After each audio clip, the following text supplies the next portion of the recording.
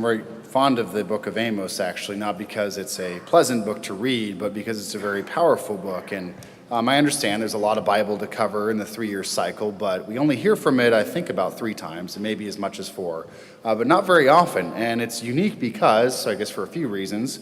One, it's a prophet to the northern kingdom, which is very rare. There's only a couple of those in the entire Bible, so it's a part of Israel's history that we don't get to hear about very much. But also because it's very early in the prophetic history. So almost all the prophets, all the major prophets come after Amos. So you kind of see how he is an archetype for many of them and how they write. Interestingly, the entire book is very, very heavily loaded with themes of social justice and of right living, of virtuous living, especially as a kingdom, as a northern kingdom. And Amos himself is actually just a dresser of sycamore trees. So he has no formal training in the temple or in scholarship or really anything like that whatsoever, but God calls him to go and prophesy to this kingdom, especially towards its leadership, towards its elites, even its religious elite, to tell them that they're doing everything wrong, which nobody wants to hear, especially leadership like that. And throughout it, even God himself gives oracles through the prophet Amos of all these horrible things that the foreign nations have done, especially Moab and the Philistines, many other nations that surround Israel. But as bad as those things are, it doesn't compare to how bad Israel has behaved over these years. So it's a very chilling, very real book. And as we see in this particular passage that we read, their response to that is not, oh, wow, we should probably figure this out. Maybe we should at least start with a few of the easiest changes and maybe look at God's commandments and maybe see how we can incorporate those into our lives. No.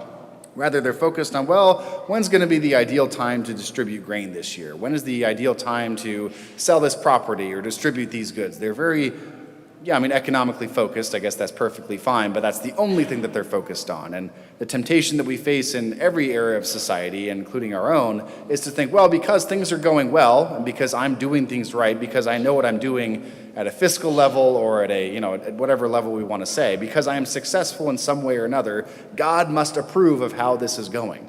Or even to take it further, God must approve of all the choices that I make. And I think when we say it out loud like that, it obviously sounds ridiculous, but we can see the temptation that we fall in with that. If because things are going well, God must approve of absolutely everything, which doesn't automatically mean we need to change everything, but it's inviting us to, just to look at that.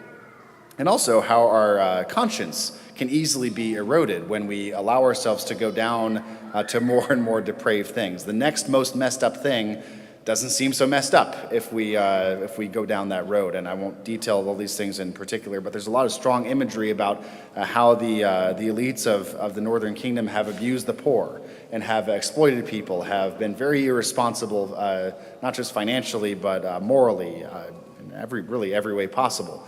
And their response to Amos, who kind of is I guess you could say the conscience. I don't want to be too Freudian or Jungian and with all this analysis, but it's basically God's conscience speaking to them and saying, hey, wake up. You need to change this. You need to figure this out. Rather than responding positively to him, they just say, well, okay, Amos, you and the 4 people that seem to care what you have to say, you can go by yourselves and have your little thing, but we're doing everything perfectly fine the way we've been doing it, and there's nothing wrong with how we do things. So we really see how easy it is to deceive ourselves in that same regard as well. Now, so what's the solution? We'll return to this gospel, and we hear this parable of the dishonest steward. And it's one that it's very interesting because we think that it's about somebody who might be doing something right, and as we read along or we listen along, we realize, oh, I really can't stand this person. This person is an absolute scoundrel, how they're behaving. If you were paying attention to it, you might have thought, wow, he's doing everything very, very irresponsibly. And that's exactly the point.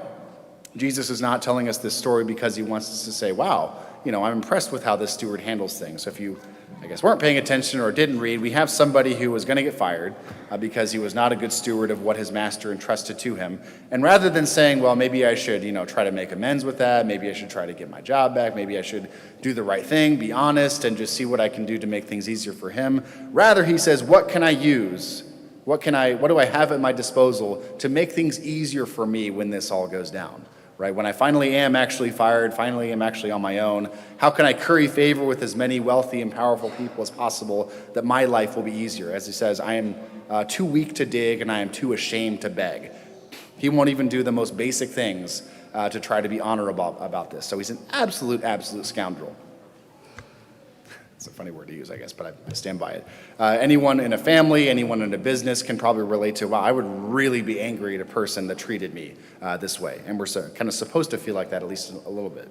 So again, Jesus is not saying, well, this person is somebody who, you want to look up to and act like. Rather, he's saying, if somebody like this, who kind of like the people that Amos was preaching to, has eroded their conscience so much, is so willing to be dishonest, is so willing to not do the right thing, and is so willing to abuse the resources at his disposal while he still has the chance. If even someone like that can see the importance of relationships, right, of people that will come through for him in the end, if someone like that can at least have the industry to go and make sure that things are situated such that he can, be okay in the future, how much more would it be important to recognize if we use things rightly, if we do things the way that God intended them, if we made the right relationships, if we arrange for ourselves to have, not just peace in this life, but peace in the next life, how much more do we have the capability to do that?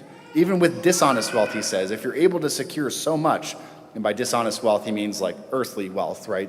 Money, possessions, power, whatever you want to classify that in.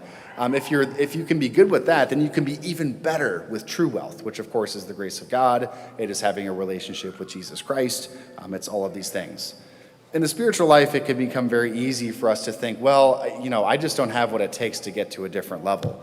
I'm always going to be struggling with this poor habit. I'm always going to be stuck in this situation. I'm always in this job or family members or the difficult things of my life. And, we easily can try to numb ourselves with worldly comforts. We can say, well, I think that justifies at least a little bit of, not ideal living in this case or that case. In other words, we can become tolerant of quite a lot, like the people that Amos was preaching to.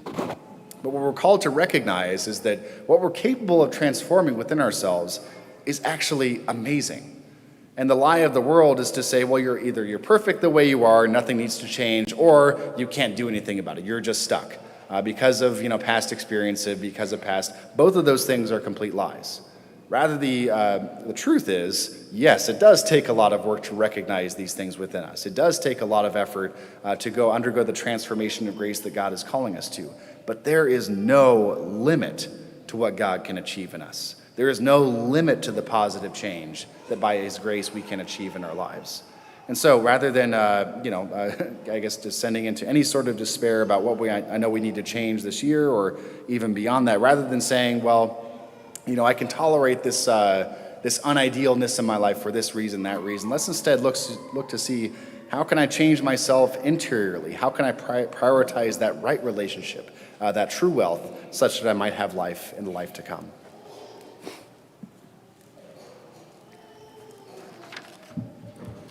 Today we have the luxury of blessing our catechist, so we will stand for the creed, and at the end of the creed I will call the catechist forward, and then we will give our blessing to them and offer our prayers to them.